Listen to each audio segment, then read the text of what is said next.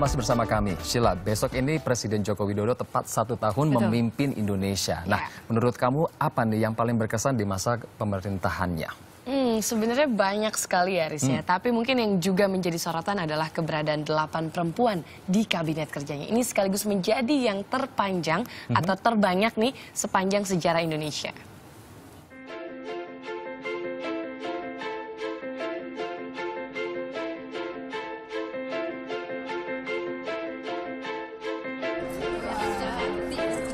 Mengubah perilaku bisnis itu untuk semua masuk kepada yang ketiga. Assalamualaikum warahmatullahi wabarakatuh. Di awal masa jabatannya, Presiden Joko Widodo membuat gebrakan saat mengumumkan jajaran menterinya. Dari 34 menteri, 8 diantaranya perempuan. Mereka adalah Retno Lestari Marsudi, Menteri Luar Negeri, Susi Pujastuti, Menteri Kelautan dan Perikanan, Siti Nurbaya Bakar, Menteri Lingkungan Hidup dan Kehutanan, Puan Maharani, Menko Bidang Pembangunan Manusia dan Kebudayaan, Nila Muluk, Menteri Kesehatan, Kofifa Indar Parawansa, Menteri Sosial, Yohana Susana Yembise, Menteri Pemberdayaan Perempuan dan Perlindungan Anak, dan Rini Sumarno, Menteri Badan Usaha Milik Negara. Kabinet Jokowi JK ini sekaligus menjadi pemerintahan dengan jumlah menteri wanita terbanyak sepanjang sejarah. Namun setahun memimpin Indonesia, tak semua menteri perempuan kabinet kerja menonjol di mata masyarakat. Oh ya, kenal. Siapa ya? Menteri kayaknya. Menteri apa? Pas. Kalau ini kenal ya, ini Menteri Susi kalau nggak salah. Lupa. Menteri apa sih menteri? Apa sih menteri? Nggak kenal, nggak tahu siapa. Enggak, itu siapa ya? Gue nggak kenal sih, cuma pernah lihat di TV doang. Kayaknya menteri deh. Kenal saya. Siapa? Puan Maharani kalau nggak salah, Ibu Puan Maharani. Siapa, Mas? Anaknya Megawati ya. Oh, nggak kenal. Nggak kenal. Meski memiliki prestasi dan kinerja berbeda, 8 Sri Kandi ini berhasil lolos dari perombakan kabinet Agustus lalu. Dari 34 menteri, ada 5 menteri yang diganti. Ketika perempuan diletakkan pada posisi-posisi strategis dan berperan penting, itu memberikan dampak yang lebih positif, khususnya di eksekutif ya. Tidak cukup di kementeriannya, di jabatan menteri, tapi juga jabatan yang turun, strategis deputi, sekjen, dirjen, kan gitu ya, staf ahli dan sebagainya. Namun nyatanya kepuasan masyarakat terhadap kinerja para pembantu presiden menurun setelah setahun masa jabatan. Kalau kita lihat dari penurunannya dari 6 bulan yang lalu itu sekitar 11,5%. Menurut hemat saya sih 11% dalam waktu 6 bulan itu banyak ya, banyak. Dan dari kacamata yang lain, ketika tingkat kepuasan itu sudah di bawah 50%, memang posisinya sudah mengkhawatirkan sebetulnya begitu. Karena idealnya tingkat kepuasan kepada presiden itu di atas 70% ya.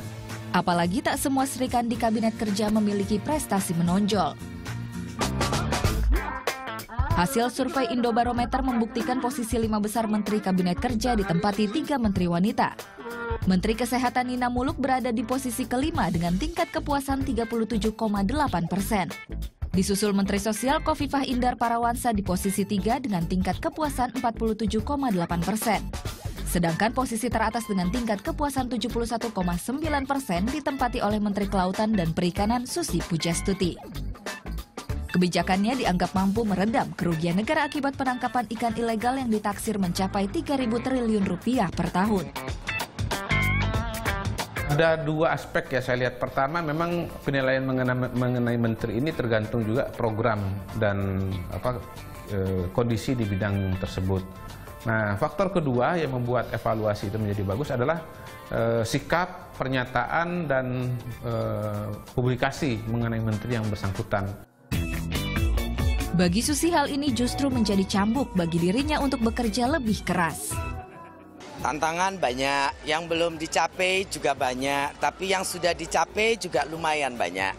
Kita sudah bisa menaikkan pertumbuhan ekonomi perikanan itu sampai 8,4, yang mana biasanya pertumbuhan ekonomi perikanan itu dulu hanya 6, sekian, sekarang sudah di atas 8.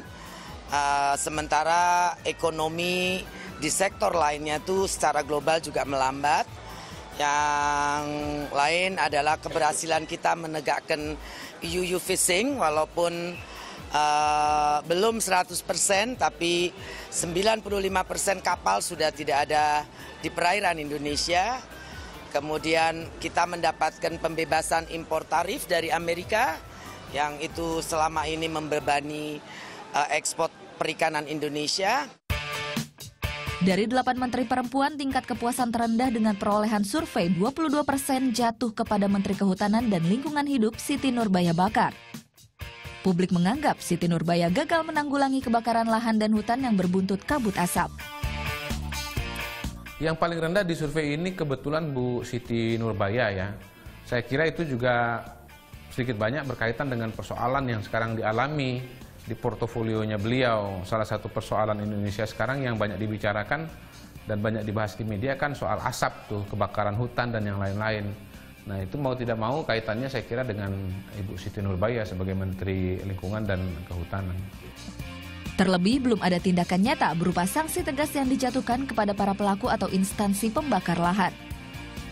Nah ini tentunya ya memang kita tidak pernah mendengar gitu ya apa yang dilakukan, terobosan-terobosan yang dilakukan oleh Bu Siti Nurbaya selama ini. Tahu-tahu hutan terbakar, dan ini yang terbakar tidak cukup Riau, bahkan sampai ke Sumatera Barat, sampai ke Jambi, ke Bengkulu, bahkan ke Lampung, ke Bangka Belitung, nah itu ke Kalimantan. Jadi menurut saya ini sangat serius. Ada apa ini? Lah ini yang lalu oleh publik katakan dinilai rendah, sehingga trust publik atau public trust tadi kepada Ibu Siti Nurbaya menjadi juga menurun gitu. Namun Siti Nurbaya tak ambil pusing. Fokus kementeriannya saat ini adalah membenahi pola kerja kementeriannya dan menangani kebakaran lahan dan hutan secepatnya. Maka saya melihat sebetulnya harus ada regulasi yang dilihat kembali. Istilahnya sebetulnya di birokrasi sudah ada, namanya responsive regulation. Jadi birokrasi yang baik sebetulnya dia mengikuti situasi di publiknya, lalu regulasinya itu disesuaikan. Jadi mengangkat kepercayaan publik, saya kira kalau saya sih bekerja baik aja.